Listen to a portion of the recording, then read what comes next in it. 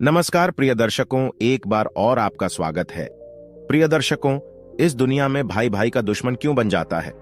धोखा करके भाई की संपत्ति क्यों हड़प लेता है? आइए इस कहानी के माध्यम से समझते हैं। एक बार की बात है, एक तालाब के किनारे एक पेड़ में कौवा और कौवी रहा करते थे।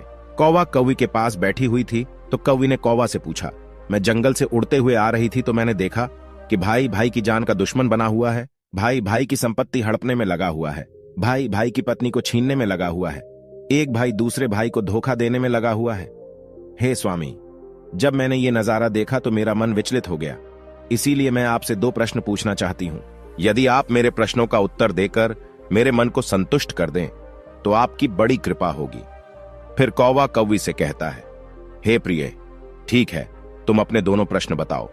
मैं तुम्हें तुम्हारे दोनों प्रश्नों के उत्तर देकर तुम्हारे मन को संतुष्ट करने का पूरा प्रयास करूंगा। कौवी कहने लगी, हे स्वामी, मेरा पहला प्रश्न है कि भाई भाई का दुश्मन क्यों बन जाता है। मेरा दूसरा प्रश्न है, भाई का हिस्सा हड़पने वाले व्यक्ति को कौन सी सजा मिलती है। फिर कौवा कहता है, हे कौवी, तुम्हारे दोनों ही प्रश्न बहुत ही महत्वपूर्ण हैं। जो भी इन प्रश्नों से प्राप्त ज्ञान को अपने जीवन में उतारेगा वो कभी भी अपने भाई का दुश्मन नहीं बनेगा। वो अपने भाई का हिस्सा कभी भी नहीं हड़पेगा। वो अपनी भाई की पत्नी को कभी छीनने की कोशिश नहीं करेगा। कौवा कहता है, मैं तुम्हें तुम्हारे दोनों प्रश्नों के उत्तर देने से पहले एक छोटी सी कहानी सुनाता हूं। इस कहानी को बहुत ही ध्यान से सुनना। यदि तुमने इस कहानी को ध्यान से सुना तो निश्चित ही तुम्हारे दोनों प्रश्नों का उत्तर तुम्हें मिल जाएगा और तुम्हारा मन पूरी तरह से संतुष्ट हो जाएगा। फिर कौवी कौवा को कहानी पूरी सुनने का वचन देती है और कहती है, अब कहानी शुरू कीजिए, मैं कहानी को पूरा मन से सुनूंगी। प्रिय दर्शकों, कहानी शुरू करने से पहले मेरा आप सभी से अनुरोध है कि आप हमारी कहानी में खो जाएं। उससे पहले हमारे चैनल को सब्सक्राइब करके बेल आइकॉन अवश्य दबा लें, जिससे हमारी हर वीडियो का नोटिफिकेशन सबसे पहले आप तक पहुंच सके और आप हमारी हर वीडियो से प्राप्त ज्ञान को अपने जीवन में उतार सके। तो चलिए कहानी शुरू करते हैं। तब कौवा कहता है, हे प्रिय, एक नगर में एक राजा था। उसके महल में एक बहुत ही सुंदर बाग था। उस बाग में तरह तरह के फूलों के पौधे और अनेक प्रकार के मीठे फलों के पेड़ थे। इसके अलावा उस बाग में सबसे आश्चर्यजनक चीज थी, एक सेब का पेड़ था जिसमें सोने के सेब लगते थे। उस राजा ने उस पेड़ की देखभाल के लिए खास इंतजाम कर रखा था। जब इसके फल पकते थे तो चौकीदार रात दिन उस पेड़ का पहरा दिया करते थे ताकि कोई सोने का सेब चुरा ना सके। कौवा कहता है, हे प्रिय, लेकिन एक दिन की बात है, जब बाग के माली ने सोने के सेबों को गिना तो उसमें एक सेब गायब था। माली तुरंत दौड़ता हुआ राजा के पास पहुंचा और राजा को सेब के पेड़ पर एक फल कम होने की खबर दी। राजा ने यह बात सुनी तो उसे बड़ा आश्चर्य हुआ कि बाग में उस पेड़ की देखभाल का इंतजाम करने के बाद भी उस पेड़ से फल कैसे चोरी हो गया। राजा ने ऐलान किया कि जिस व्यक्ति ने उस पेड़ का सेब चुराया है, उस व्यक्ति को जो भी पकड़ कर लाएगा उसे इनाम दिया जाएगा। राजा के 3 बेटे थे। सबसे बड़ा राजकुमार राजा से कहने लगा, पिताजी, रात को मैं बाग में पहरा दूंगा और चोर को पकड़ने की कोशिश करूंगा। फिर राजा ने अपने बड़े बेटे यानी बड़े राजकुमार को बाग में पहरा देने का आदेश दिया और चोर को पकड़ने की इजाजत दे दी। वो बड़ा राजकुमार रात में पहरा देने लगा, लेकिन 2 घंटे बाद ही बड़े राजकुमार को नींद आ गई और वो सो गया। कौवा कहता है, हे प्रिय, वो राजकुमार सुबह उठकर उसने सेबों को गिना तो वो देखकर चकित रह गया कि रात भर में एक सेब और गायब हो गया। फिर इसके बाद दूसरी रात को मझले राजकुमार ने पहरा देने का काम संभाला तो उसे भी नींद आ गई और तीसरे दिन भी सेब चोरी हो गया। पेड़ से लगातार फल चोरी होने से वो राजा बड़ा चिंतित था और दरबारी के भी समझ में नहीं आ रहा था कि क्या किया जाए। ये सोचते हुए सब उदास बैठे थे। इतने में सबसे छोटा राजकुमार आया और उसने कहा कि आज की रात में पहरा दूंगा और चोर को पकड़ लूंगा। प्रिय दर्शकों, कौवा कहता है, हे प्रिय, राजा सबसे छोटे राजकुमार से खुश नहीं रहता था। वो छोटे राजकुमार को हमेशा मूर्ख समझता था और फिर जब छोटा राजकुमार राजा से कहता है कि आज रात को मैं पहरा दूंगा और चोर को पकड़ कर लाऊंगा, तो राजा उसे डांटते हुए कहता है कि तुम क्या समझते हो, क्या तुम्हें इसमें सफलता मिलेगी? बड़े राजकुमार इस काम में असफल हो चुके हैं। तुम अपना काम करो, तुम्हारे बस की बात नहीं है। लेकिन छोटा राजकुमार नहीं माना। उसने राजा से प्रार्थना की और बोला, उसे एक मौका दिया जाए। अंत में राजा राजी हो गया। कौवा कहता है, हे प्रिय। फिर सबसे छोटा राजकुमार रात में पहरा देने लगा। उसने तय किया कि वो किसी भी हालत में नहीं सोएगा और चोर को जरूर पकड़ेगा। वही जब आधी रात हुई और रात के 12 बजे का समय हुआ तो राजकुमार ने देखा कि एक सुंदर सोने की चिड़िया कहीं से उड़ती हुई आई और सेब के पेड़ पर बैठ गई। फिर उसने देखते देखते सोने का एक सेब तोड़कर अपनी चोंच में पकड़ लिया। छोटा राजकुमार जाग रहा था। राजकुमार ने फौरन निशाना साधा और तीर चला दिया, लेकिन तीर चिड़िया को नहीं लगा और वो पंख फड़फड़ाकर उड़ गई। राजकुमार का तीर उस चिड़िया के पंख पर लगा और एक सोने का पंख टूटकर जमीन पर आ गिरा। कौवा कहता है, हे प्रिय। फिर दूसरे दिन सुबह राजकुमार ने राजा को सारी बात बता दी और वो सोने का पंख राजा के सामने रख दिया। पंख इतना सुंदर और इतना कीमती था कि राजा उसे देखता ही रह गया। राजा ने कहा, अगर उस चिड़िया का एक पंख इतना सुंदर है तो चिड़िया कितनी सुंदर होगी। मैं चाहता हूं कि उस चिड़िया को पकड़ कर लाओ। कौवा कहता है, हे प्रिय। फिर सबसे पहले बड़ा राजकुमार इस काम के लिए रवाना हुआ और चलते चलते एक जंगल में पहुंचा। वहां उसने एक लोमड़ी को एक पेड़ के नीचे आराम करते देखा। फिर राजकुमार ने शिकार के लिए मौका देखकर तीर अपने धनुष पर चढ़ा लिया। वह तीर छोड़ने ही वाला था कि लोमड़ी ने चिल्लाकर कहा, राजकुमार, मुझे मत मारो। मुझे पता है कि तुम सोने की चिड़िया की खोज में निकले हो। तुम मेरी राय मानो तो तुम्हारा काम जल्दी पूरा हो जाएगा। तुम इसी रास्ते से सीधे चले जाओ। शाम होने पर तुम एक गांव में पहुंचोगे। वहां तुम्हें आमने सामने 2 सराय मिलेंगे। वहीं एक सराय खूब सजी सजाई और दूसरी सराय बहुत ही भद्दी दिखाई देगी। तुम एक काम करना, जो सराय बहुत सजी सजाई दिखाई दे, सुंदर सी दिखाई दे, तुम उसके अंदर मत जाना। यदि तुम ऐसा करोगे तो तुम्हारा काम बहुत ही आसानी से हो जाएगा। कौवा कहता है, हे प्रिय। वो लोमड़ी की बात सुनकर बड़े राजकुमार को हंसी आ गई और उसने चिल्लाकर कहा, भाग जा यहां से, मुझे तेरी सलाह की जरूरत नहीं है। और ऐसा कहकर बड़े राजकुमार ने लोमड़ी पर तीर छोड़ दिया, लेकिन लोमड़ी बहुत चालाक थी, वो बचकर भाग गई। बड़ा राजकुमार आगे चला गया। शाम को जब एक गांव में पहुंचा तो उसने देखा कि सड़क के किनारे सचमुच में 2 सराय थी। उसमें से एक सराय सजी सजाई थी और उसके अंदर से लोगों के नाचने गाने की आवाज आ रही थी। वही दूसरी सराय बहुत भद्दी थी और वहां अंधेरा था। राजकुमार ने लोमड़ी की बात पर गौर नहीं किया और राजकुमार सजी सजाए सराय में ठहर गया। थोड़ी देर में वो भूल गया कि वो असल में सोने की चिड़िया की खोज में निकला था, क्योंकि जो सजी सजाई सराय के अंदर जो भी व्यक्ति जाता था वो अपने जीस काम के लिए आता था, उस काम को भूल जाता था। इसीलिए राजकुमार भी उस चिड़िया के बारे में भूल गया। जब काफी समय बीत गया और बड़ा राजकुमार नहीं लौटा तो मझला राजकुमार सोने की चिड़िया की खोज में चल पड़ा। वो भी उसी तरह चलते चलते जंगल में पहुंचा तो वही लोमड़ी उसे भी मिली और फिर उसी लोमड़ी ने मझले राजकुमार को भी वही बात बताई जो बड़े राजकुमार को बताई थी। मगर मझले राजकुमार ने भी उस लोमड़ी की बात पर कोई ध्यान नहीं दिया। जब शाम को वो उस गांव में पहुंचा तो बड़े राजकुमार की तरह सजी सजाई सराय में ठहर गया और वहां के नाच गाने के रंग में मस्त होकर वो भी अपना काम भूल गया। यहां तक कि उसे घर लौटने की भी सुध नहीं रही। कौवा कहता है, हे प्रिय। अंत में सबसे छोटे राजकुमार ने राजा से कहा कि मैं सोने की चिड़िया की खोज में जाऊंगा। तो राजा को विश्वास नहीं हुआ और वो कहने लगा, जब उससे बड़े दोनों राजकुमार इस काम में सफल नहीं हुए तो तुझे सफलता कैसे मिल सकेगी। लेकिन छोटे राजकुमार ने जिद की और उसके जिद करने पर राजा ने अपने छोटे राजकुमार को इजाजत दे दी। कौवा कहता है, हे प्रिय। वो छोटा राजकुमार तैयार होकर सोने की चिड़िया की खोज में निकल गया। वो भी चलते चलते जंगल में पहुंच गया। उसे भी लोमड़ी मिली। राजकुमार ने लोमड़ी की बात को ध्यान से सुना तो लोमड़ी से कहा, ठीक है, तुम जैसा कहती हो मैं वैसा ही करूंगा। राजकुमार लोमड़ी से कहता है, अब तुम जाओ, मैं तुम्हें नहीं मारूंगा। छोटे राजकुमार की बात सुनकर के वो लोमड़ी खुश होकर बोली, तुम सबसे अच्छे लड़के मालूम पड़ते हो। तुमने मेरी बात का मजाक नहीं बनाया और मुझ पर तीर नहीं चलाया। मैं तुमसे बहुत खुश हूं और मैं तुम्हारी मदद करूंगी। तुम एक काम करो, आओ तुम मेरी पूंछ पर बैठ जाओ। मैं तुम्हें उस सराय तक पहुंचा देता हूं जिस सराय में तुम्हें रुकना है और वहां से तुम्हारा काम बहुत ही आसान हो जाएगा। वही देखते देखते उस लोमड़ी की पूंछ काफी बड़ी हो गई और राजकुमार उस पर बैठ गया। उसके बैठते ही लोमड़ी हवा में उड़ने लगी और थोड़ी ही देर में मैदानों और पहाड़ों को पार करके उस गांव में जा पहुंची। वहीं राजकुमार ने उस लोमड़ी की सलाह को मानकर छोटी और पुरानी सराय में ही अपना डेरा डाल दिया।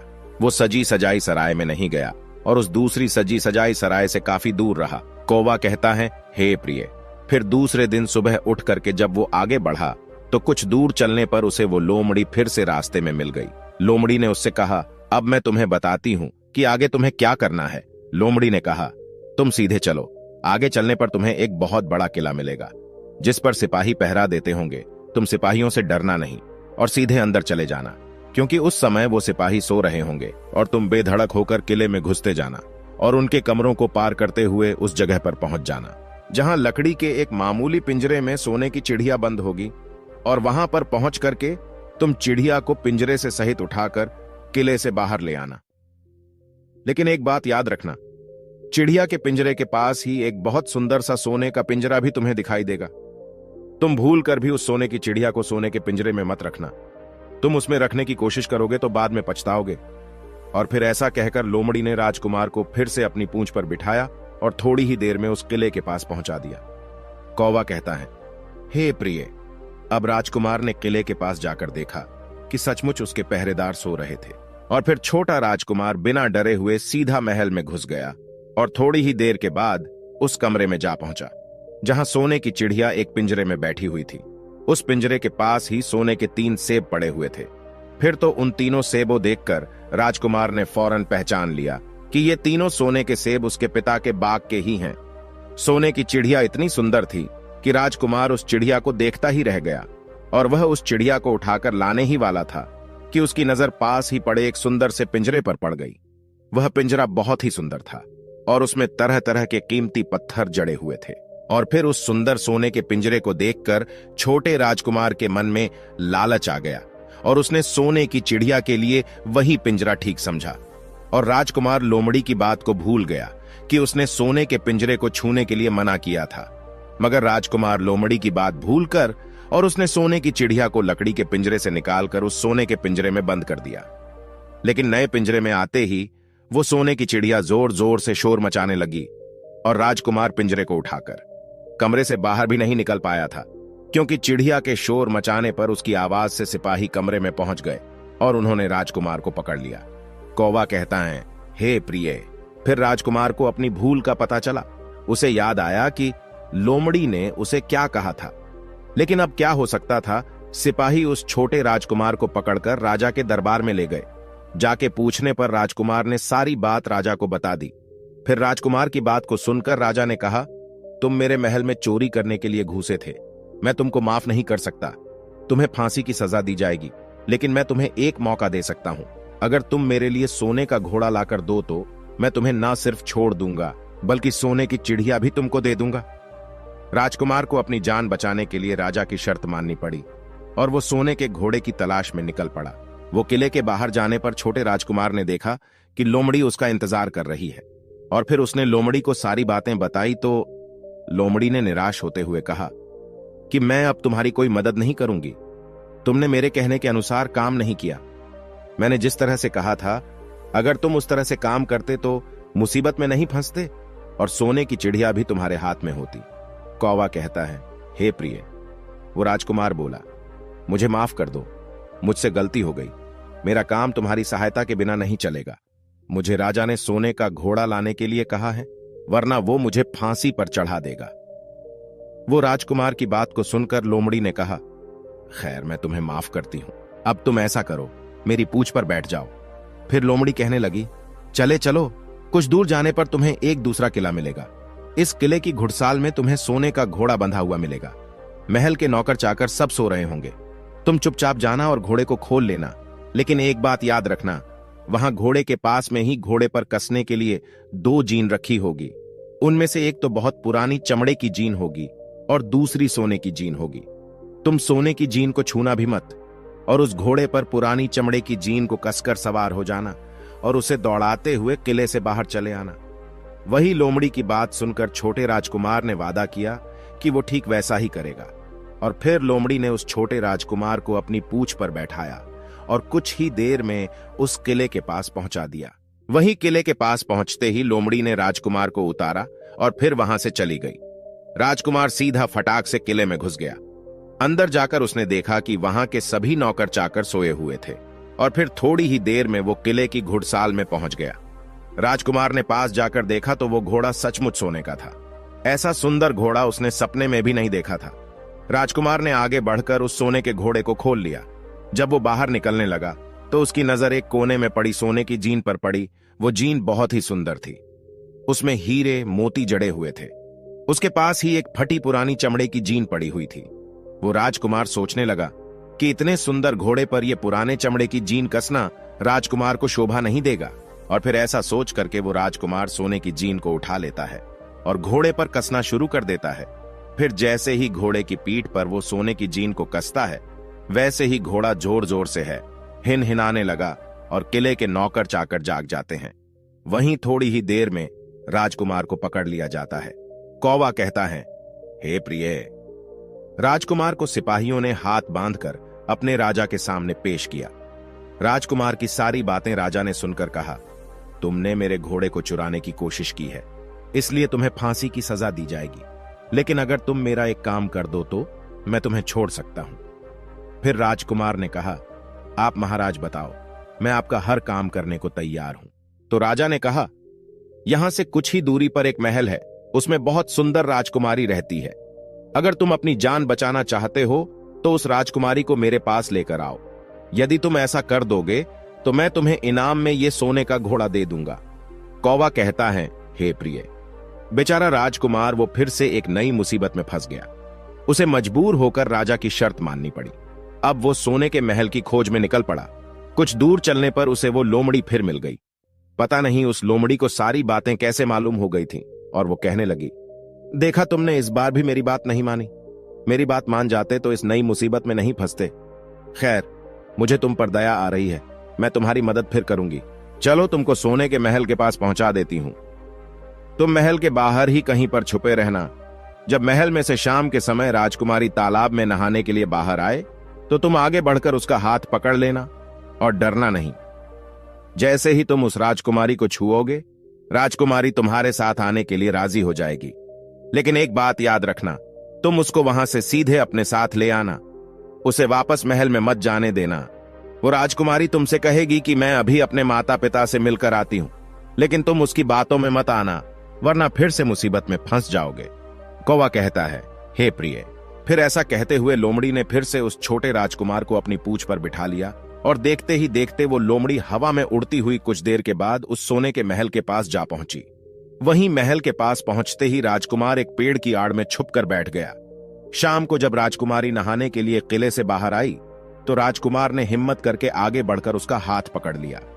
उसके छूते ही राजकुमारी उसके साथ चलने के लिए तैयार हो गई और वो बोली, राजकुमार, तुम मुझे जहां भी ले जाना चाहोगे मैं तुम्हारे साथ चलूंगी, लेकिन मुझे थोड़ी देर के लिए अपने माता पिता से मिलकर आने दो। तो राजकुमार ने लोमड़ी की बात को याद किया और राजकुमार ने कहा, नहीं नहीं, ऐसा नहीं करना, मेरे साथ चलना पड़ेगा। लेकिन राजकुमारी रोने लगी।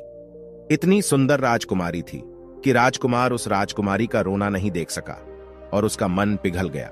छोटा राजकुमार अंत में राजी हो गया और बोला, जाओ, थोड़ी देर के लिए माता पिता से मिलकर आओ, लेकिन फिर तुरंत बाहर चली आना।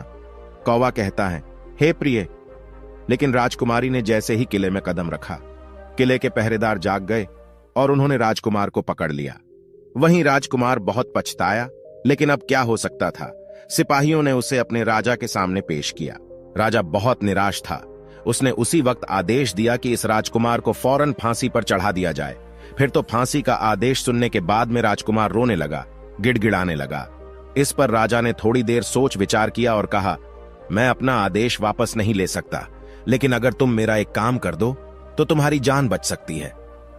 फिर राजकुमार ने कहा, ठीक है, आप जो भी कहेंगे मैं आपका काम करूंगा।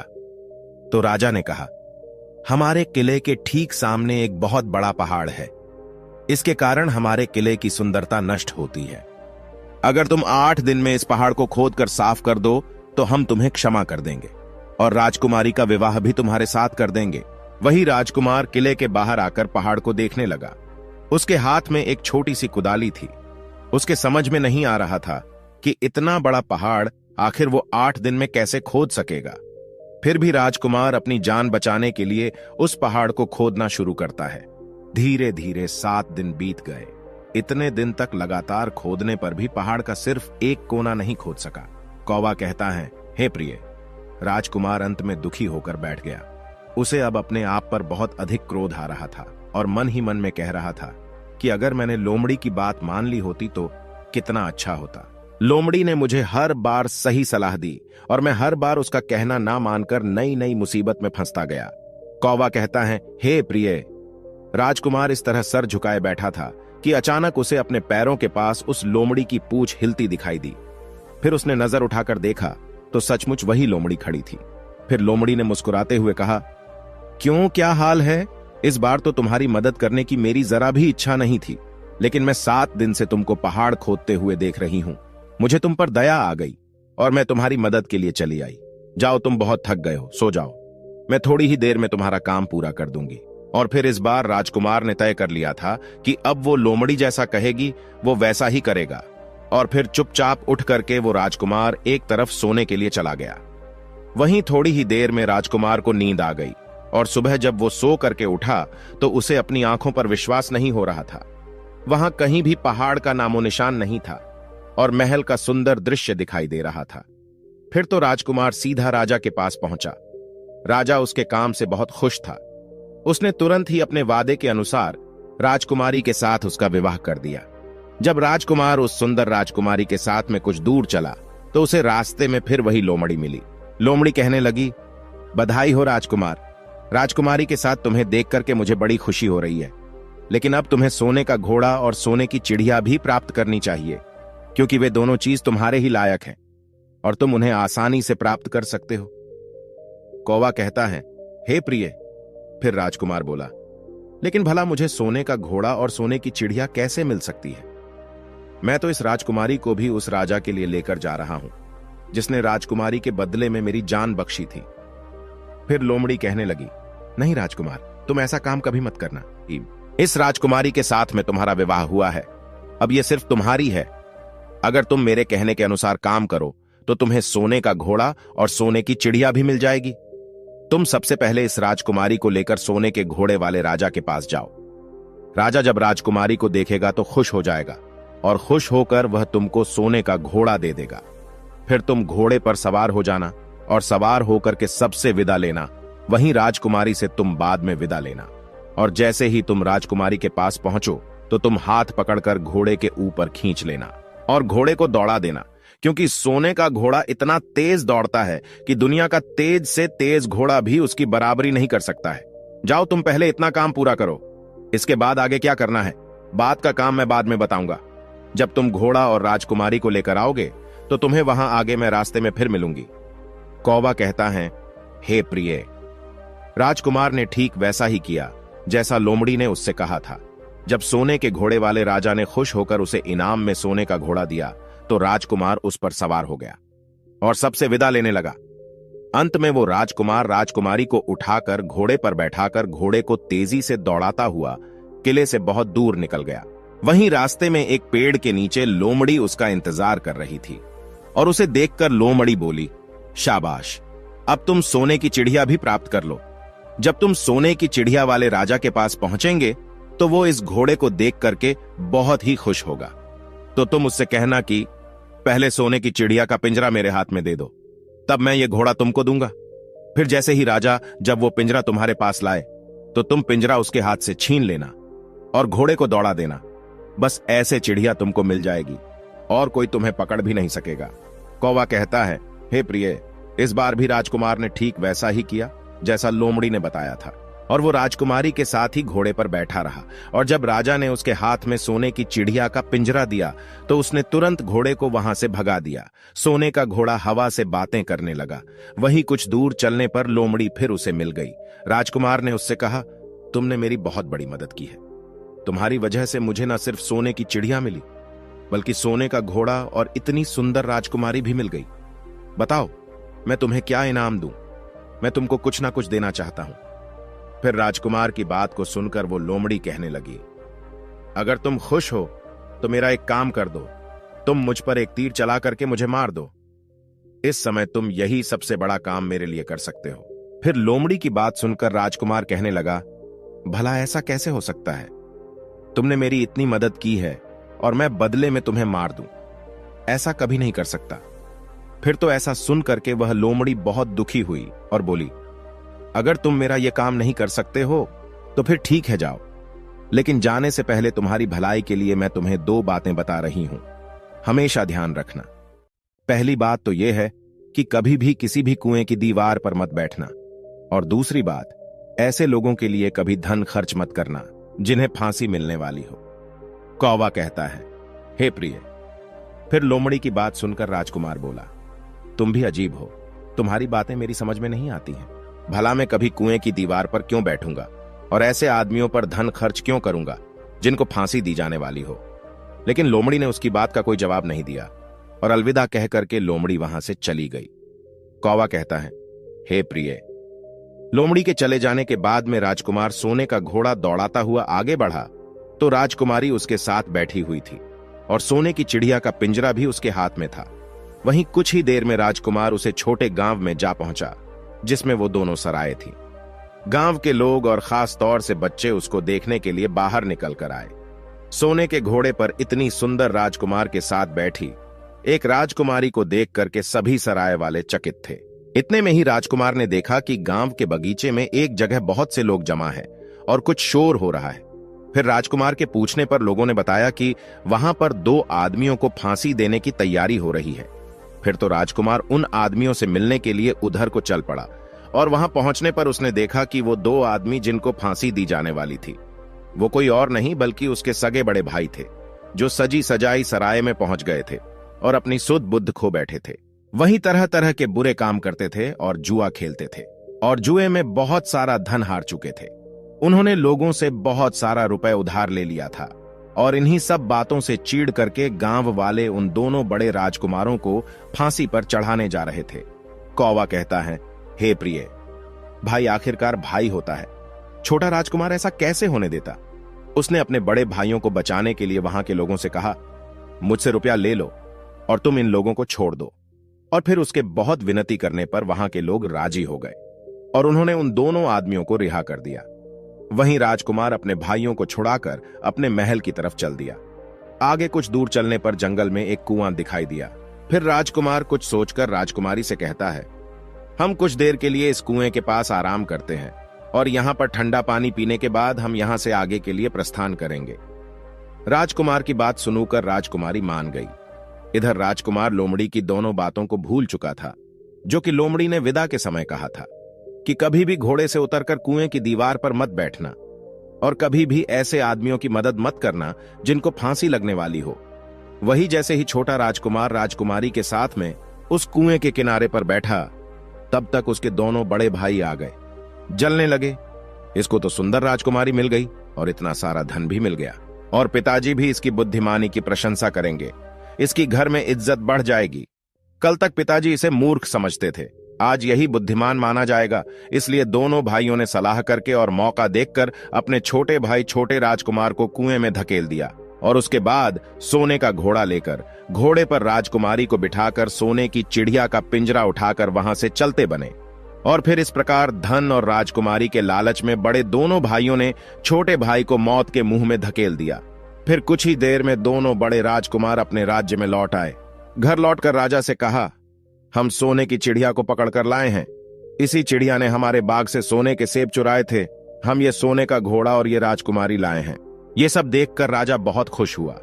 सारे राज्य में वहां के लोग खुशियां मनाने लगे। वहीं राजकुमारी खुश नहीं थी, वो रो रही थी। उसने खाना पीना भी छोड़ दिया। वहीं घोड़े ने भी खाना बंद कर दिया और चिड़िया ने भी दाना पानी बंद कर दिया। राजा ने बहुत कोशिश की, लेकिन ना तो राजकुमारी खुश हुई और ना ही सोने का घोड़ा और ना ही सोने की चिड़ियों ने दाना खाना शुरू किया। कौवा कहता है, हे प्रिय। उधर वो छोटा राजकुमार कुएं में गिर गया था, लेकिन वो मरा नहीं था। कुआं बहुत गहरा था, लेकिन उसमें पानी बहुत कम था और उस लोमड़ी की बात याद आई तो वो पछताने लगा और सोचने लगा, अगर मैंने लोमड़ी का कहा मान लिया होता और शायद घोड़े से उतरकर इस कुएं के पास दीवार पर नहीं बैठता और मैंने अपने दोनों लालची भाइयों की मदद ना की होती, तो शायद आज मैं इस कुएं में ना पड़ा होता। कौवा कहता है, हे प्रिय। उस राजकुमार ने जैसे ही लोमड़ी को पुनः याद किया, लोमड़ी कुएं पर आ पहुंची और बोली, देखा राजकुमार, मैंने पहले ही तुम्हें समझाया था कि किसी कुएं की दीवार पर मत बैठना और ऐसे आदमियों की मदद मत करना जिन्हें फांसी दी जाने वाली हो, लेकिन तुम नहीं माने। खैर चलो, अब आखिरी बार मैं फिर तुम्हारी मदद कर देती हूं। तुम मेरी पूंछ पकड़ करके कुएं से बाहर निकल आओ। और ऐसा करके लोमड़ी ने अपनी पूंछ कुएं में लटका दी। देखते ही देखते पूंछ इतनी लंबी हो गई कि कुएं के पैंदे में पड़े राजकुमार के पास तक जा पहुंची। वहीं राजकुमार पूंछ को पकड़ के कुएं से बाहर निकल आया और फिर लोमड़ी ने उससे कहा, अब तुम अपने घर जाओ, लेकिन जरा होशियार रहना। तुम्हारे भाई तुम्हारी जान के दुश्मन हैं, वो लोग निश्चित तुम्हें मार देंगे। कौवा कहता है, हे प्रिय। वो राजकुमार घर की ओर चल पड़ा। अपने राज्य में पहुंचने पर उसे एक भिखारी मिला, तो भिखारी को उसने अपनी सुंदर कपड़े दान में दे दिए और उसके फटे पुराने कपड़े पहन लिए। इस तरह भेष बदलकर वो छोटा राजकुमार अपने किले में पहुंच गया और वहां उसके पहुंचने पर एक बड़ी आश्चर्यजनक बात हुई। सोने का घोड़ा खुशी से नाचने लगा और दाना खाने लगा। सोने की चिड़िया भी अपने पिंजरे में खुशी से फुदकने लगी और गाना गाने लगी। राजकुमारी ने भी अपने आंसू पोंछ लिए और वो भी खुश दिखाई देने लगी। इतना होने पर भी राजा की समझ में कुछ नहीं आया। फिर उसने राजकुमारी से इस खुशी का कारण पूछा, तो राजकुमारी बोली, मैंने तो पहले ही आपको सारी कहानी बता दी थी। आपके बड़े और मझले राजकुमार ने छोटे राजकुमार के साथ धोखा किया है। इन्होंने आपके साथ भी धोखा किया है, लेकिन अब आपका छोटा राजकुमार यहां पर पहुंच चुका है, इसलिए मुझे बहुत खुशी हो रही है। उसी के साथ मेरी शादी हुई है और मैं उसी के साथ खुश रह सकती हूं। फिर राजकुमारी ने राजा से इतनी बात कहकर मैले फटे पुराने कपड़े पहने एक आदमी की तरफ इशारा किया और बोली, महाराज, वो देखो, आपका छोटा राजकुमार खड़ा है। कौवा कहता है, हे प्रिय। राजा ने भी अपने छोटे राजकुमार को पहचान लिया और उस राजा ने अपने छोटे बेटे के बारे में विचार बदल दिए। वो सोचने लगे, मेरा छोटा बेटा मूर्ख नहीं, बल्कि सबसे होनहार और बुद्धिमान है। अब तो वो उसको बहुत ही समझदार और बहादुर मानने लगा और अपने सबसे छोटे बेटे को सबसे अधिक प्यार करने लगा। और फिर राजा ने छोटे राजकुमार को राजगद्दी पर बिठाने का निश्चय किया। वही राजा ने कहा कि भाई को कभी भी भाई की पत्नी को हड़पना नहीं चाहिए और ना ही भाई का कभी हिस्सा हड़पना चाहिए, ना ही लालच में आकर के भाई को मौत के घाट उतारना चाहिए। जो भी भाई अपने भाई के साथ में ऐसा करता है, उसे दंडित अवश्य किया जाना चाहिए। राजा कहता है कि बड़े और मझले राजकुमार ने अपने छोटे भाई को ही धोखा नहीं दिया, बल्कि राजा को भी धोखा दिया है। इससे राजा अपने बड़े राजकुमारों से बहुत नाराज था और फिर उसने दोनों बड़े राजकुमारों को सजा देने का ऐलान किया और अपने राज्य से हमेशा के लिए निकलवा दिया। और राजा कहने लगा, जो भाई भाई की पत्नी को छीनता है, जो भाई के साथ में गलत व्यवहार करता है, जो भाई के धन को हड़पता है, ऐसे भाई को हमेशा के लिए घर से बेघर होना पड़ता है। यही विधि का विधान है। कौवा कहता है, हे प्रिय। जब राजा ने अपने दोनों बड़े राजकुमारों को राज्य से हमेशा के लिए निकलवा दिया, उसके बाद में बड़ी धूमधाम के साथ राजकुमारी के साथ राजकुमार का विवाह किया और फिर छोटा राजकुमार राजकुमारी के साथ में सुखी से रहने लगा। वो छोटा राजकुमार उस लोमड़ी को नहीं भूला था जिसने उसकी सहायता की थी और एक दिन समय निकालकर वो जंगल में उस लोमड़ी की खोज में निकला। बहुत ढूंढने के बाद में एक पेड़ के खोखले भाग में उसने उस लोमड़ी को चुपचाप बैठा हुआ देखा। लोमड़ी बहुत उदास थी और पहले से बहुत ज्यादा कमजोर हो गई थी। राजकुमार को देखते ही लोमड़ी ने उसे पहचान लिया और कहा, आओ राजकुमार, आज इधर कैसे आना हुआ? तो राजकुमार ने कहा, मैं आज तुम्हें ही ढूंढने के लिए आया हूं। चलो मेरे बाग में आराम से रहना, वहां तुम्हें किसी तरह की तकलीफ नहीं होगी। यहां तो जंगल में तुम्हें खाने पीने की तकलीफ होती होगी और जंगली जानवरों और शिकारी का डर हमेशा बना रहता होगा। लोमड़ी ने कहा, नहीं राजकुमार, मैं यहां पर ठीक हूं और भला अब तुम्हें मेरे दुखों से क्या लेना देना? तुम्हारा काम निकल गया, अब तुम राजकुमारी के साथ में सुखपूर्वक अपने महल में राज करो। कौवा कहता है, हे प्रिय। फिर लोमड़ी की बात सुनकर छोटा राजकुमार बोला, नहीं, तुमने मेरा बड़ा उपकार किया है, मैं तुम्हें इनाम देना चाहता हूं और अपने साथ ही रखना चाहता हूं। राजकुमारी भी बहुत खुश होगी, वो भी तुमसे मिलना चाहती है। तो लोमड़ी ने कहा, अगर तुम सचमुच मुझे इनाम देना चाहते हो तो मेरा एक काम कर दो। मैंने तुमसे पहले भी कहा था कि तुम तीर चलाकर मुझे मार दो, इसी से मेरा लाभ होगा। असल में मैं तुम्हें अपनी कहानी सुनाती हूं। एक जादूगर ने मुझ पर जादू कर रखा है। मैं लोमड़ी नहीं हूं, मुझे उसके जादू के प्रभाव से लोमड़ी के रूप में रहना पड़ रहा है। मैं तो इस देश का राजकुमार हूं, जहां की राजकुमारी से तुम्हारा विवाह हुआ है। असल में वो राजकुमारी मेरी छोटी बहन है, जिसके साथ में तुम्हारी शादी हुई है। अगर तुम तीर चलाकर मुझे मार दोगे तो मैं इस जादू के प्रभाव से मुक्त हो जाऊंगा और फिर से राजकुमार बनकर अपने देश लौट सकूंगा। छोटा राजकुमार इस बात को सुनकर एकदम से आश्चर्य में पड़ गया और फिर उसने फौरन अपने धनुष पर तीर चढ़ाया और लोमड़ी के ऊपर छोड़ दिया। तीर लगते ही वो लोमड़ी मर गई और उसमें से एक सुंदर सा राजकुमार निकल आया। फिर दोनों राजकुमार आपस में गले मिले और इसके बाद दोनों राजकुमार वापस महल में लौट आए। राजकुमारी अपने भाई से मिलकर बहुत ही खुश हुई। अंत में कौवा कहता है, हे प्रिय, तुम्हारा पहला प्रश्न था कि भाई भाई का दुश्मन क्यों हो जाता है, तो समझ लो, धन के लोभ में आकर व्यक्ति भाई जैसे पवित्र रिश्ते को भूल जाता है और धनवान होने के चक्कर में भाई भाई की हत्या कर देता है। मगर राजकुमार की भाइयों की तरह जो भाई ऐसा करता है, एक दिन उसका सर्वनाश हो जाता है। अंत में कौवा कहता है, हे प्रिय, तुम्हारा दूसरा प्रश्न था, भाई का हिस्सा हड़पने वाले व्यक्ति को कौन सी सजा मिलती है, तो समझ लो, भाई का हिस्सा या उसकी पत्नी या उसका धन हड़पने वाले व्यक्ति को घर से बेघर होना पड़ता है। जिस प्रकार राजकुमार के दोनों भाइयों को राजा ने राज्य से हमेशा के लिए निकाल दिया और वो घर से बेघर हो गए, इसलिए भाई जैसे पवित्र रिश्ते को कभी कलंकित नहीं करना चाहिए। भाई भाई के बीच में जहां प्रेम रहता है, वो घर स्वर्ग के समान होता है। फिर कौवे कहने लगी, हे स्वामी, आज की कहानी सुनकर के मेरा मन प्रफुल्लित हो गया। वास्तव में एक भाई को हमेशा दूसरे भाई की मदद करनी चाहिए, ना कि उसको बर्बाद करना चाहिए। तो प्रिय दर्शकों, यदि आपको भी अपने भाई से प्यार हो तो आप इस चैनल को सब्सक्राइब करें और हां, आपको यह कहानी कैसी लगी हमें कमेंट बॉक्स में जरूर बताएं। धन्यवाद।